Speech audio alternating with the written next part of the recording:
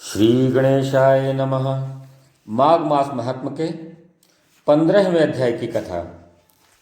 दत्तात्रेय जी बोले कि हे राजन, ब्रह्मा जी ने घोर से घोर पापों को मिटाने के लिए तथा प्रजा के हित के लिए प्रयागराज तीर्थ की रचना की। सफ़ेद, जिसको कि गंगा जी कहते हैं, तथा काली, जिन्हें हम यमुना जी कहते हैं, इन दोनों नदियों में स्नान के महत्व को बतलाया है, जिसे आप ध्यानपूर्वक सुनो। ब्रह्मा जी ने पुराने समय में पाप रूप पशुओं की रचना की, सरस्वती से युक्त सफ़ेद और काली धारा बनाई और इसके संगम पर ब्रह्मलोक की रचना की। सैकड़ों पाप करके जो गंगा यमुना के संगम में मकर के सूर्य में माघ महीने में स्नान करता है, वह फिर गर्भ में नहीं आता है। विष्णु भगवान की दुर्गम माया है। हे राजन, माघ महीने में प्रयागराज तीर्थ सब पापों को नष्ट करता है। दैदीप्यमान लोकों में अनेक भोगों को भोग कर मनुष्य पार ब्रह्म में लीन होता है। उसके पुण्य की गिनती चित्रगुप्त अच्छी तरह से नहीं कर सकते। 100 वर्ष तक निराहार रहकर योगाभ्यास करने के बराबर फल माघ मास में प्रतिदिन स्नान करने से प्राप्त होता है।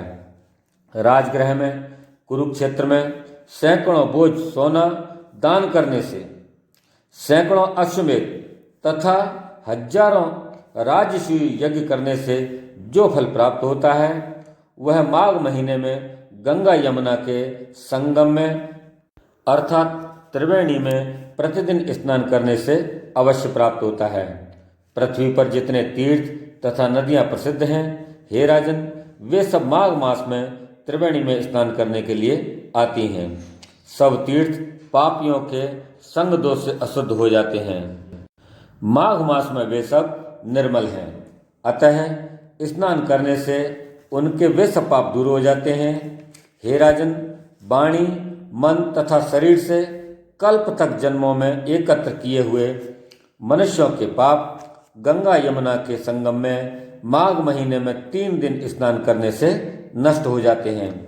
और जिस तरह सर्प अपनी पुरानी कैंचली छोड़ता है, उसी प्रकार मनुष्य पापों को छोड़कर स्वर्ग में जाता है। कुरुक्षेत्र में स्नान करने का 10 गुना फल वहां पर मिलता है, जहां पर गंगा जी विंध्य पर्वत से मिलती हैं, और इससे भी 100 गुना फल काशी की उत्तर वाहिनी गंगा में मिलता है। काशी से भी 100 गुना फल गंगा यमुना के संगम में, और इससे भी 1000 गुना फल जहाँ गंगा जी पश्चिम में बहती हैं, वहाँ स्नान करने से होता है। हे राजन, वहाँ गंगा जी के दर्शन से ही ब्रह्म हत्या आदि पाप नष्ट हो जाते हैं। पश्चिम में बहने वाली गंगा जी और कालिंदी नदी के दुर्लभ संगम में माघ महीने में स्नान करने से कल्प तक किए हुए पाप नष्ट हो जाते हैं। अमृत को ही सागर में त्रिवेणी कहते हैं। माघ महीने के थोड़े से समय में देवताओं को भी स्नान दुर्लभ हैं।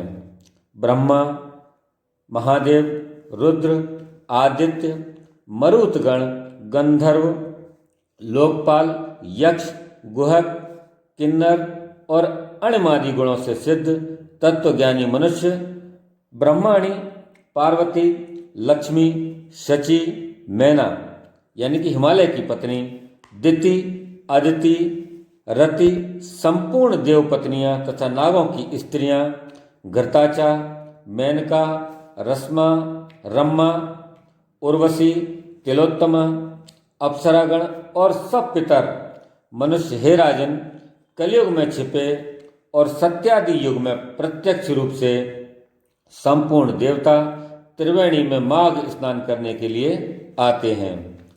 माघ महीने में 3 दिन स्नान करने का पुण्य पूर्व काल में कांचन मालिनी ने एक राक्षस को दिया था, जिससे वह पापी मुक्त हुआ।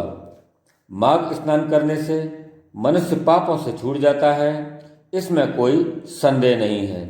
जो पुरुष इस महात्म को भक्ति पूर्वक सुनता है वह विष्णु लोक को प्राप्त होता है। बोलिए श्री विष्णु भगवान की जय। तो दोस्तों, यह थी माघ मास महात्म्य के 15वें अध्याय की कथा। आपको कैसी लगी हमारी यह कथा, आप हमें कमेंट बॉक्स में जाकर अवश्य लिखें। साथ ही हमारे इस वीडियो को लाइक करें, शेयर करें और हमारे चैनल को सब्सक्राइब अवश्य करें। धन्यवाद। जय श्री कृष्ण।